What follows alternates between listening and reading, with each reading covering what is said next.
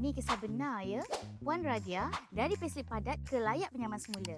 Bayangkan kalau slip gaji korang dah penuh dengan potongan. Loan rumah tak lepas, LPPSA pun tak layak. Inilah yang jadi pada Puan Radia, penolong pegawai di Jepam. Sebelum jumpa det guru, slip dia ada 7 potongan aktif.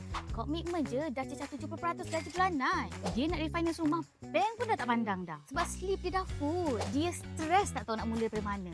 Bayar ikut flow asal memang takkan habis-habis. Sampai satu hari, dia kontak det guru. Tim det guru buat penyatuan hutang dan susun semua komitmen. Semua loan digabungkan jadi satu bayaran je. Ikut kemampuan Puan Radia.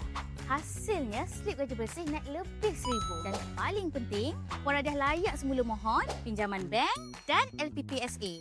Dari rasa buntu, sekarang dah lega. Kalau slip korang pun dah padat macam Puan Radia, jangan tunggu sampai makin parah. DM je det guru hari ni. Dia orang akan bantu korang mula semula. Sama macam Puan Radia.